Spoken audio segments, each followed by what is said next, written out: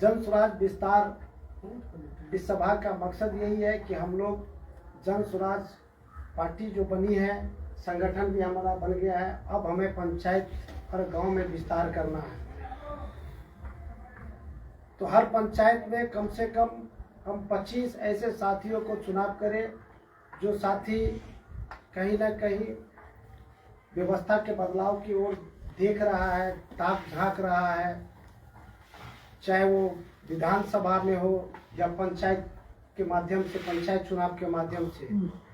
तो जरूरत है हमें ऐसे साथियों को तलाश करना जो पंचायत में मुखिया का चुनाव लड़ा हो या लड़ने का इच्छा रखता हो और वो बेहतर व्यवस्था का कल्पना सोचता हो, रखता हो।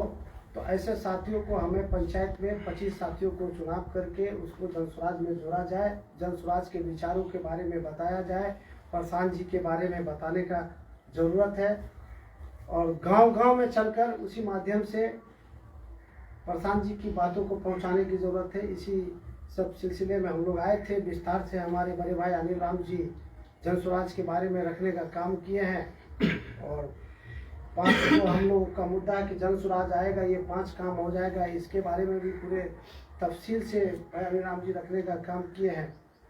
और ये था कि इसी माध्यम से हम लोग आप लोगों को दावत, इनवाइट, न्योता देने के लिए आए हैं कि 10 तारीख को भाई प्रशांत किशोर जी दरभंगा जिला में उनका आगमन होना है। मखनाई हाई स्कूल में वो आ रहे हैं, तो आप लोग वहाँ आइए, भाई प्रशांत जी की बातों को सुने, उनसे मिले और मिलकर उनके विस्तार, उनके बातों को सुनकर मशवरा करिए। मशवरा में खैर है। और भाई प्रशांत जी कहते हैं कि व्यवस्था बदलने के लिए सरकार तो बदलना ही बदलना है। जब तक सरकार नहीं बदलिएगा तो व्यवस्था नहीं बदलेगी। उसके साथ भाई प्रशांत जी कह रहे हैं कि सिर्फ विधायक विधानसभा में सरकार बनाने से व्यवस्था आपको पूर्ण रूप से नहीं बदलाव होगा। उसके लिए बेहतर हमारे अनिल राम जी बताने का भी काम किया है कि कम से कम 10,000 5,000 अच्छे मुखिया, वार्ड मेंबर, अच्छे सरपंच, जिला परिषद, वार्ड पंच, पंचायत समिति, जिला परिषद का भी अच्छे लोग चुनकर आएंगे, तभी जाकर व्यवस्था अच्छा तरीके से हम परिवर्तन कर सकते हैं। आज हम देख रहे हैं कि आवासीय प्रमाण पत्र हो, जातीय प्रमाण पत्र हो, बच्चे लोग को, युवा साथियों को देखे कैरेक्टर सर्टिफिकेट हो, बिना कुछ दिए हुए आप नहीं बनवा सकते। चाहे वो मुखिया के माध्यम से जाइए, जिला परिषद के माध्यम से जाइए, चाहे वार्ड पार्षद के माध्यम से जाइए या सरपंच के माध्यम से जाइए, बिना कुछ दिए हुए आपका कोई काम नहीं होता है। ये तो युवाओं के साथ हो गया, युवाओं की प्रॉब्लम हो गया। अब आम लोगों को देखिए, चाहे वो गरीब गुरबा है, उसको प्रधानमंत्री आवास मिलता है, उसको कुछ नहीं दीजिएगा तो आपको आवास नहीं मिलेगा। पहला किस्त मिल भी जाएगा तो दूसरा किस्त और तीसरा किस्त मिलने वाला नहीं है जब तक कुछ दीजिएगा नहीं। तो ये जर्जर व्यवस्था को बदलने के लिए कहीं ना कहीं भाई प्रशांत ने कहा है कि एक हामी को चलकर व्यवस्था को हम बदल नहीं सकते। इसके लिए आप सबको साथ आना होगा, साथ में जुड़ना होगा और साथ में जुड़कर मिलजुल कर इस व्यवस्था को बदलना है। हमें मालूम है कि हम लोग बरसों से, सदियों से कहीं ना कहीं किसी न किसी पार्टी के मानने वाले रहे हैं, चाहने वाले रहे हैं, किसी दल में रहे हैं।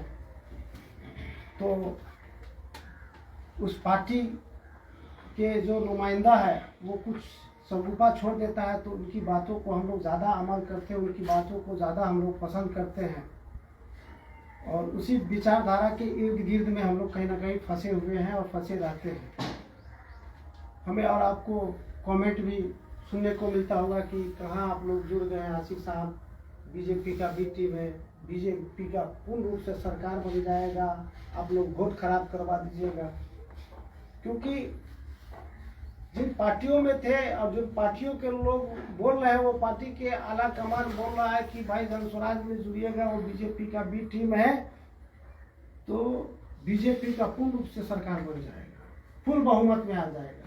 जबकि गौर और फिक्र करने की जरूरत है कि आज 19 साल से करीब बीजेपी का सरकार है, बीजेपी का गठबंधन का सरकार है और इस बार भी बीजेपी अपने दम पे अपने बलबूते पर 243 सीट पर नहीं लड़ेगा। कहीं ना कहीं वो गठबंधन के माध्यम से 100 सीट, 80 सीट, 90 सीट पर लड़ेगा भारतीय जनता पार्टी। आकलन करते और 70, 75 सीट, 80 सीट जीत ले, 90 सीट जीत ले, तो पूर्ण रूप से कहाँ उसकी सरकार बोल रही है? बीजेपी की सरकार बोल रहा है। लेकिन हमें और आपको बेवकूफ बनाया जा रहा है कि जन स्वराज से जुड़िएगा तो बीजेपी का सरकार बन जाएगा। और हम लोग भी उनकी बात को वेलकम कर लेते, क्योंकि हम उनको चाहने वाले हैं, हम उनको मानने वाले हैं। 90 से लेकर आज तक उसको आंख बंद कर वोट दिया है, तो वो जो बोलता है तो कहीं ना कहीं हमको लगता है कि वो सही बोल रहा है। लेकिन गौरव फिक्र करने की जरूरत है। यही प्रशांत किशोर जी हम लोगों को जागरूक करने का काम किया है, अंधे थे हमको आईना दिखाने का काम किया है।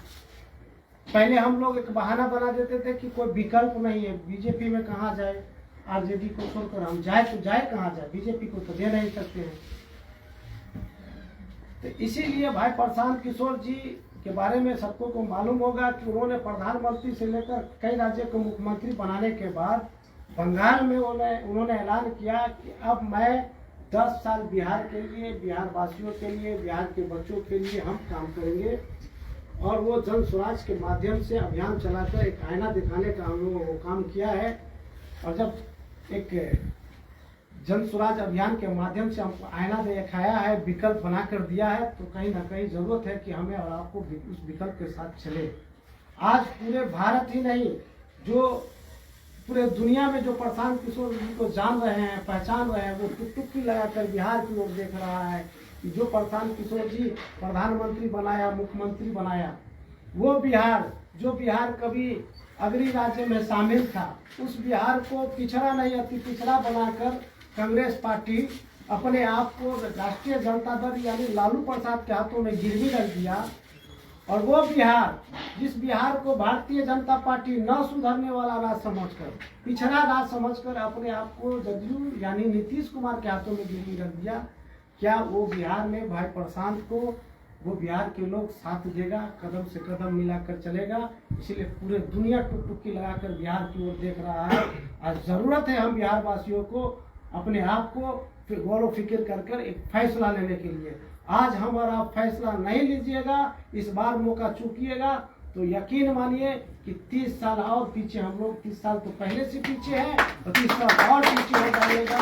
कहीं ना कहीं जात धर्म की राजनीतिक 90 के बाद पुनः पूर्ण रूप से चला है और आज तक चल रहा है। हम लोगों को, मुसलमानों को मोदी जी को भय दिखाया गया, हिंदू भाइयों में लालू जी का भय दिखाकर, और लोगों ने वोट लेने का काम किया, अपना गठबंधन के माध्यम से सरकार बनाकर सत्ता का भोग उठाने का काम किया है। गौरव फिक्र करिए, सोचिए और चिंता करने की जरूरत है। आज लालू यादव के बेटा तेजस्वी यादव चाचा से मिल जाता है नीतीश कुमार से, तो चाचा ठीक, और चाचा जब तेजस्वी को छोड़कर बीजेपी में चले जाते हैं तो चाचा खराब। और वही हाल बीजेपी का है, जब बीजेपी से नीतीश कुमार अलग होकर तेजस्वी जी के पास चले जाते हैं तो बीजेपी के लिए भी नीतीश कुमार मेमोरी लॉस मुख्यमंत्री, नीतीश कुमार बेवकूफ, बेकार हो जाते हैं। और जब नीतीश जी फिर बीजेपी में पुनः वापसी कर जाते हैं तो कहीं ना कहीं वही नीतीश कुमार महापुरुष, विकास पुरुष, जी। और अभी वो और नारा दिया योग पुरुष, योग पुरुष और मंत्री का हो जाते हैं। तो कहीं ना कहीं हमें फिक्र करने की जरूरत है, चिंता करने की जरूरत है। ये लोग सत्ता का लाभ, सुख उठाना चाहता है और इसके लिए हमको और आपको लड़ाना चाहता है।